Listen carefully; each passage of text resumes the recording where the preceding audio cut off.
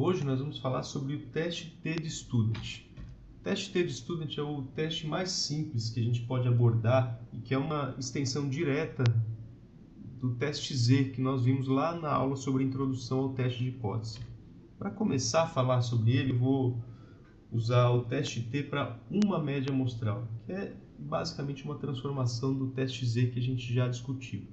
Então, digamos que atualmente a diversidade média de peixes de riacho de Mata Atlântica tem uma distribuição normal com μ igual a 2,65. Esse valor é um valor de um índice de diversidade qualquer que eu usei para calcular a diversidade de peixes nesses riachos atualmente. Bom, digamos que você disponha de 10 amostras que foram obtidas lá na década de 70, há quase 50 anos atrás. Com base nessas amostras, eu gostaria de testar se houve mudança na diversidade média ao longo dos últimos 50 anos. Bom, quem são minhas hipóteses estatísticas? Como é que esse enunciado ele se converte em um conjunto de hipóteses estatísticas, H0 e H alternativo? Bom, o meu H0 é de que a hipótese é que a diversidade média ela seja exatamente igual a 2,65, que é o que eu tenho hoje, e é o que, caso não tenha havido mudança nenhuma nos últimos 50 anos, era o que eu tinha lá atrás e é o que eu vou enxergar nessas 10 amostras. Por outro lado, se nos últimos 50 anos houve alguma mudança, a minha hipótese alternativa estabelece que esses 10 riachos vão ter uma média diferente de 2,65. E, novamente, para contrastar ou para definir se eu aceito H0 ou rejeito H0, eu vou usar um nível de significância pré-estabelecido, que eu vou denominar aqui como alfa e usar aqui como 0,05. Bom, com base nisso, eu obtenho a minha amostra e com base nessa amostra, que nesse caso é uma amostra de n igual a 10, eu calculo o que a gente chama de estatística do teste. Bom, essa estatística do teste passa por eu obter a média da amostra, que é o meu x-barra, o erro padrão da amostra, que é o desvio padrão da amostra dividido por raiz de n. Vejam, eu tenho o desvio padrão da amostra, que é o que eu calculei com base nesses 10 valores. E o tamanho dessa amostra, que me dá um erro padrão de 0,1. E com base nisso eu consigo calcular um valor de t, o valor de t calculado, que é dado por essa estatística aqui. Bom, se nós compararmos essa estatística, ela é diretamente análoga ao nosso z calculado, que também era sobre erro padrão. Só que no caso do z, a gente estava usando simplesmente porque a gente tinha informação sobre o desvio padrão da população estatística. Essa informação ela não existe mais. Invariavelmente ela não existe. O que nós temos é o erro padrão da amostra.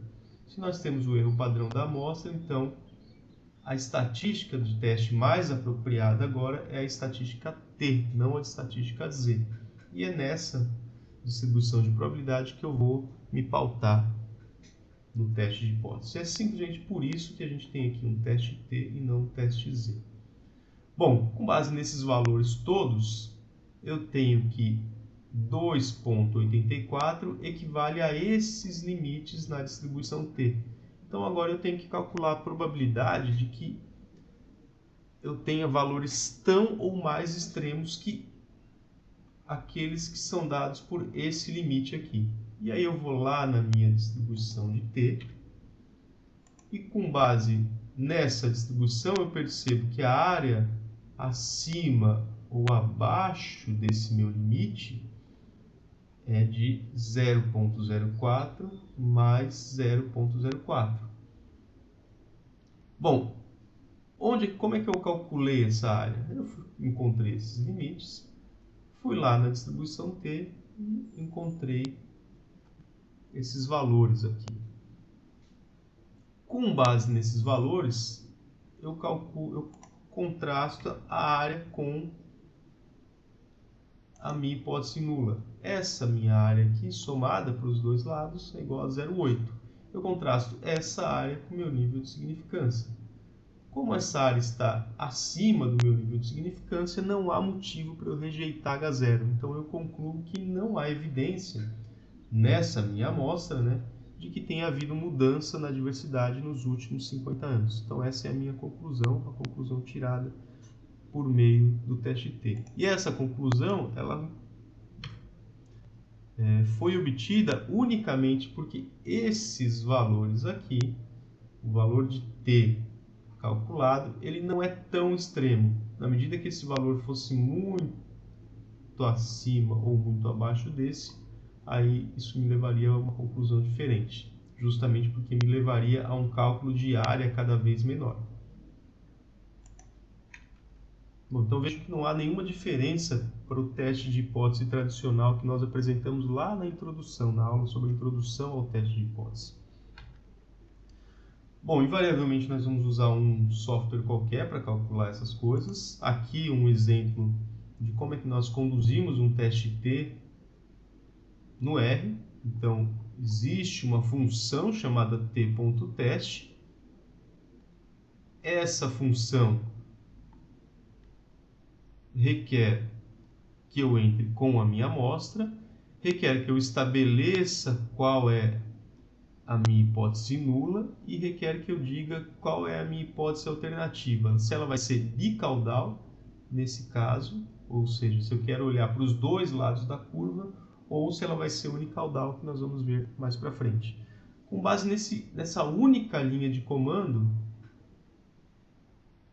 nós temos esses resultados todos aqui. Esses resultados têm várias informações, tá? A primeira é a estatística do teste, 1.9093, que é o nosso 1.91, os graus de liberdade, nesse caso n-1, e o valor de P associado, que é justamente aquele valor de P que nós mostramos aqui nesse slide. E com base nesse valor, então, eu concluo que não há por que rejeitar H0. Bom, esse teste de hipótese, ele pode ser conduzido, mas para que eu aceite o resultado dele como válido, existem alguns pressupostos e a gente vai começar a falar desses pressupostos nos testes estatísticos, tá? Porque esses testes nada mais são do que modelos, e esses modelos eles estão baseados em algumas definições que nós temos que aceitar como sendo verdadeiras, tá?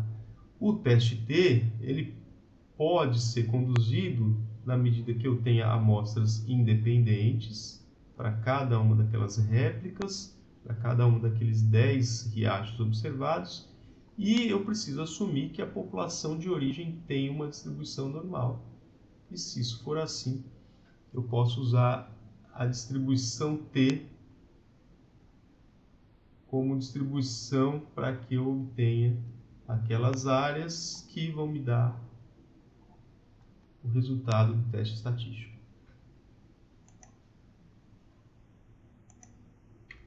Bom, esse teste T que a gente acabou de conduzir é um teste T bicaudal. Bom, e o teste T unicaudal? Bom, digamos, qual é a justificativa, qual seria a justificativa para usar um teste T unicaudal aqui? Bom, a questão é a mesma, mas digamos o seguinte: diante de toda a alteração atual que a gente enxerga, a gente pressupõe que na década de 70 nós tínhamos uma diversidade maior, tá? Ou seja, esses 10 riachos, eles vêm de uma situação mais preservada, com menos ocupação urbana, com menos desmatamento do que nós temos hoje, tá? Então é esperado que a diversidade aqui ela venha de um cenário em que a diversidade seja maior do que a que eu tenho atualmente. Bom, se com base nesse conhecimento aqui eu preciso traduzir um teste de hipótese, isso aqui diz para mim que o teste mais apropriado seria um teste unicaudal. E a minha hipótese alternativa é que o Mi, de onde essa população veio, seja um Mi maior do que 2,65. Feito isso, todo o restante não se modifica, eu tenho a mesma estatística do teste. A diferença agora é que eu vou contrastar essa estatística do teste somente com um dos lados da curva, justamente aquele estabelecido pela minha hipótese alternativa. O que me diz agora é que o meu alfa ele tem que ser comparado a 0,4 e não a 0,8. Então, se eu olho para esse resultado agora, eu concluo que o valor da minha probabilidade ela é menor do que o meu nível de significância estabelecido. Ou seja, o nível de significância estabelecia uma área de 0,05. O meu valor de t calculado ele está dentro dessa área, ele é mais extremo que esse limite. Então, esse valor de t calculado, ele tem uma área menor que 0,5, 0,04, justamente porque ele é mais extremo que o meu limite. Diante desse cenário agora, a minha conclusão mudou. A minha conclusão é que sim, existe evidência de que a diversidade 50 anos atrás era maior do que aquela que eu observo hoje. E ela mudou unicamente porque mudou o meu estabelecimento acerca da hipótese alternativa. Tá? Então é extremamente importante que isso aqui seja muito bem estabelecido, porque isso pode nos levar a conclusões distintas uma vez que a gente obtenha a amostra. Então, esse é o teste T para uma média amostral. E é o teste T mais simples, como eu disse, que a gente